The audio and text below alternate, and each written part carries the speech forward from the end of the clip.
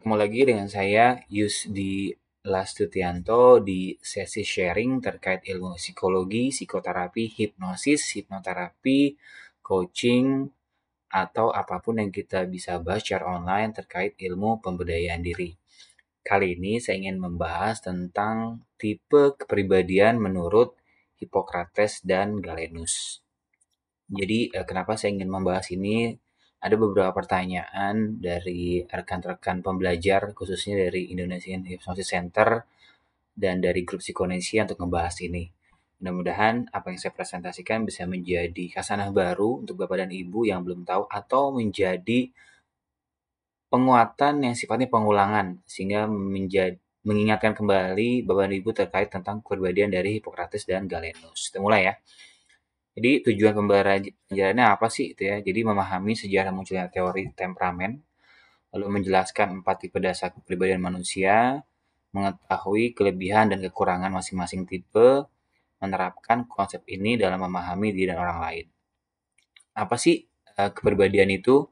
Kepribadian menurut Inger adalah keseluruhan perilaku dari seseorang individu dengan sistem kecenderungan tertentu yang berinteraksi dengan serangkaian instruksi. Jadi sistem yang ada dalam diri kita. Latar belakang teorinya, jadi ini termasuk salah satu teori yang paling klasik gitu ya, didasarkan pada pandangan filosof alam Empedokles. Dunia tersusun atas 4 unsur, tanah, air, api, dan udara. Jadi ini didesain gitu ya, diidekan oleh Hippocrates tahun 460 sampai 370 sebelum Masehi. Jadi cukup lama gitu ya, mengaitkan 4 unsur tersebut dalam 4 cairan tubuh manusia atau humor.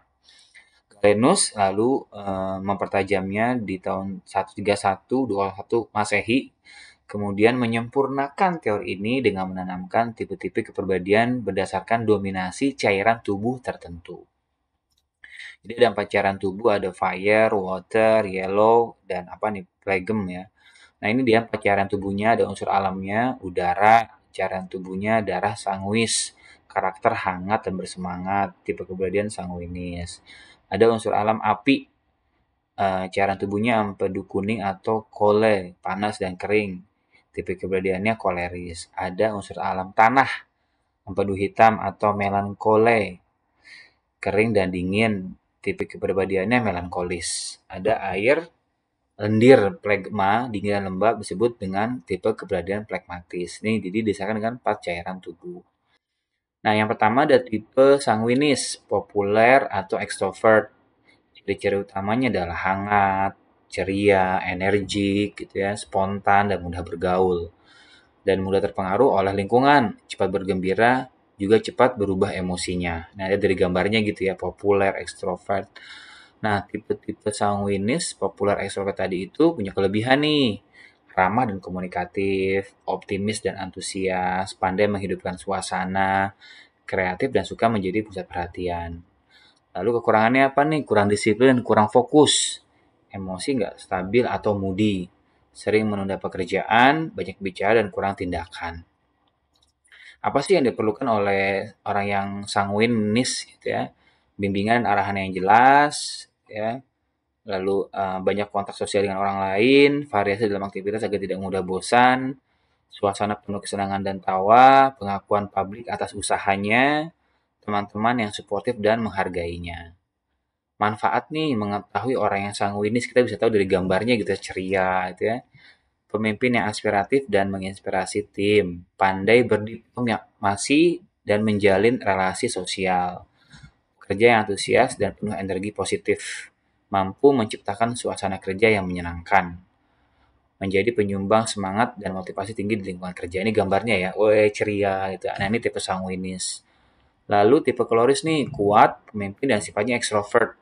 Ciri-ciri utamanya adalah tegas, cepat, aktif, independen, berorientasi pada hasil, memiliki ambisi yang besar dan tidak takut menghadapi tantangan. Tipe koloris, kuat pemimpin ekstrovert itu punya kelebihan nih, pemimpin yang alami, berani mengambil keputusan, disiplin dan berorientasi pada target, percaya diri dan visioner, cepat tanggap dalam situasi darurat. Tapi ada kekurangannya, cenderung dominan dan keras kepala, nggak sabar dan suka memerintah, kurang empati terhadap orang lain, sulit mengakui kesalahan. Apa sih yang dibutuhkan orang-orang yang bertipe koleris ini gitu ya? Tantangan yang besar dan memacu semangat. Koreksi langsung juga diperlukan. Penjelasan yang jelas tentang apa yang dibutuhkan. Prestis dan kebanggaan atas hasil kerja, peluang untuk belajar hal-hal baru. Lingkungan yang memunculkan rasa kompetisi dan persaingan yang sehat. Ini koleris. Lalu kalau kita mengetahui orang yang bertipe koleris, tadi dia orang yang mengambil resiko dalam situasi yang sulit, berani, cepat dan tegas dalam mengambil keputusan, mandiri dan mampu bekerja tanpa banyak arahan, inovatif, dan senang membuat perubahan untuk kemajuan, berorientasi pada hasil, fokus mencapai target dengan efisien. Tadi sudah dijelaskan ya, ini dari gambar kelihatan banget gitu ya, ini koleris. Lalu ada tipe melankolis, sempurna, pemikir, tapi juga introvert. Ciri utamanya adalah perfeksionis, analitis, sensitif, dan terorganisir. Tertarik pada keindahan, detail, dan hal-hal yang mendalam. Tipe melankolis, sempurna, pemikir, dan introvert. Kelebihannya apa nih? Penuh perencanaan dan tekun. Setia, bijaksana, dan berempati tinggi. Memiliki standar kualitas tinggi. Cocok menjadi peneliti, seniman, dan konselor. Maaf ya. Tapi ada kekurangannya nih. Gampang pesimis dan terlalu kritis. Susah bergaul dan tertutup. Terlalu idealis dan kaku, mudah cemas atau murung. Ini melankolis. Apa sih yang dibutuhkan oleh seseorang yang melankolis gitu ya? Keharmonisan dan suasana yang tenang, penjelasan yang logis tentang alasan di balik setiap keputusan, tolak ukur dan strategi kerja yang rinci serta jelas, kritik yang disampaikan secara tidak langsung dan lembut, pujian yang diberikan secara pribadi dan tulus, waktu yang cukup untuk memproses informasi dan menyelesaikan tugas yang dibutuhkan. Lalu, apa sih manfaatnya kalau kita mengetahui orang itu melankolis? Tadi, individu dengan keterampilan teknis dan analisis yang tinggi, teliti, dan memiliki banyak perhatian terhadap perincian, mampu menetapkan dan menjaga standar kerja yang tinggi, menghasilkan pekerjaan yang akurat dan berkualitas tinggi, menjadi perancang sistem, konselor, atau peneliti yang handal. Ini saya banget nih, ada part saya yang melankolis. Nah, ini yang keempat, tipe pragmatis, cinta damai, pengamat, dan introvert. Ciri-ciri utamanya adalah tenang, sabar, rendah hati, dan stabil secara emosi. Cenderung menjadi pendamai dan mudah bergaul. Ini tipe pragmatis, cinta damai, pengamat, introvert. Kelebihannya apa sih? Bijaksana dan konsisten. Pendengar yang baik dan simpatik, terorganisir dan disiplin, cocok menjadi mediator dan pekerja administratif. Kekurangannya kurang motivasi diri, terkadang menghindari tanggung jawab dan perubahan, mudah puas, sulit mengambil keputusan, terlalu pasif, dan kurang inisiatif. Nah, ini kajian-kajiannya ya. Apa sih yang dibutuhkan oleh orang yang pragmatis? Lingkungan kerja yang stabil dan harmonis, dorongan untuk mengembangkan bakat analitis, penjelasan atau contoh langsung tentang cara kerja suatu hal, peringatan sebelum terjadi perubahan yang besar. Jadi perlu dikasih tahu dulu nih. Kesempatan untuk menyelidiki dan memahami perasaan orang lain. Jaminan ekonomi dan rasa aman dalam bekerja. Manfaatnya apa nih kalau kita tahu orang yang pragmatis? Tadi menghasilkan pekerjaan yang stabil dan konsisten sesuai karakternya ya. Menjadi tolak ukur kesabaran dan ketenangan. Setia dan patuh pada aturan maupun arahan atasan. Mengerjakan tugas dengan jiwa pengabdian yang tinggi, cocok sebagai penengah atau penyatu dalam tim. Nah, tadi ada empatnya gitu ya. Nah, ini gambarannya, perbandingannya keempat tipenya. Jadi ada koleris, sanguinis, pragmatis, itu ya, ada melankolis. Nah, ini dia nih perbandingan keempat tipe. Aspek dominasinya sanguinis ekspresif, gitu ya. Kalau koleris rasional, melankolis sensitif, pragmatis stabil. Aspek orientasinya, kalau sanguinis itu sosial, koleris orientasi tujuan, melankolis nilai, dan pragmatis kedamaian. Kalau aspek kelebihannya, ceria dan persuasif, koleris pemimpin dan tegas, melankolis perfeksionis dan analitis, pragmatis tenang dan setia. Kekurangannya nih, kalau sanguinis gampang bosen, jadi dia perlu dikasih tantangan. Koleris dominan dan keras, melankolis pesimis, jadi perlu sering dimotivasi, dan pragmatis pasif dan menunda, perlu diiming-iming. Ini perbandingan keempat tipe. Lalu aplikasinya apa dalam kehidupan kalau kita mempelajari hal ini gitu ya. Jadi dalam pendidikan membantu guru memahami karakter siswa. Dalam organisasi membantu pembagian peran dan komunikasi. Dalam konseling membantu memahami dinamika emosi klien. Ya, maka teman-teman sekolah pakai ini. Lalu dalam kehidupan pribadi menumbuhkan empati terhadap perbedaan. Lalu dalam konteks pasangan jadi kita tahu ya, oh pasangan saya tipenya koleris, oh melankolis, oh sanguinis, gitu ya. Dan jadi kita bisa tahu itu. Nah, kesimpulannya apa sih? Jadi teori Hippocrates dan Galenus merupakan dasar dari studi kepribadian modern. Jadi klasik sekali, tapi masih dipakai sampai saat ini.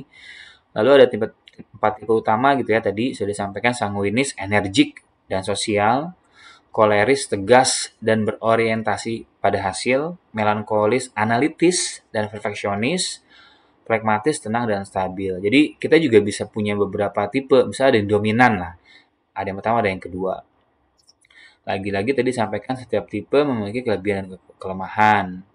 Keseimbangan antar unsur menghasilkan pribadi yang sehat dan harmonis.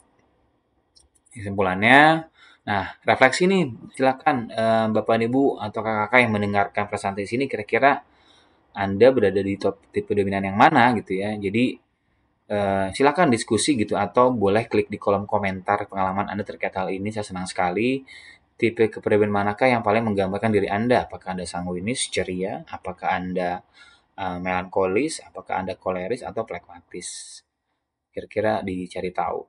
Lalu bagaimana kamu memanfaatkan kelebihanmu dan mengolah kelemahanmu? Kalau sudah tahu tipenya apa, kita bisa maksimalkan untuk kelemahan-kelemahan kita itu dan bisa meminimalisir kelemahan kita dan maksimal kemampuan kita. Dan bagaimana kombinasi antar tipe membentuk perbedaan Anda. Jadi kalau nanti Bapak dan Ibu, kakak-kakak cari tahu tentang tipenya, ya diseimbangkan. Nah, saya ada satu website gitu ya, namanya psikonesia.com. Saya sudah buatkan kuesionernya gitu ya. Jadi kalau nanti kakak-kakak masuk ke psikonesia.com, cari kuesioner, ada namanya online test tuh, ada 141 online test, silahkan dimanfaatkan. Saat ini masih gratis. Jadi nama kuesionernya adalah kuesioner temperamen kepribadian KTK di kolom search. Di kolom misalkan nanti diklik ya, diklik kayak gini akan masuk ke website sana gitu. Kita tunggu sebentar. Nah, di sini kuesionernya adalah kuesioner temperamen kepribadian atau KTK. Ini ada online test. Kalau nanti cari lagi yang lain ada banyak di sini, misalkan apa? Burnout. Burnout ada juga di sini. Ini masih gratis dan nanti burnout gabung ya. Burnout. Nah, lihat nih nanti ini disclaimer ya, ini pengetahuan dasar saja, tidak bisa dijadikan sebagai kajian psikologis, tapi bisa dimanfaatkan. Silakan kunjungi websitenya psikonesia.com. Di sini juga ada beberapa tulisan-tulisan gitu ya yang bisa dibaca. Oke, itu kita kembali ke sini. Nah, jadi kalau Anda pengen tahu karakter tipe kepribadian Anda apa yang dominan, silakan kunjungi website psikonesia.com. Nah, ini referensi saya gunakan dari Olivia Simanjuntak tentang tipe-tipe kepribadian manusia, sampai ada presentasi tipe-tipe kepribadian menurut Hippocrates dan Galenus dari Walt L. Thoman SM.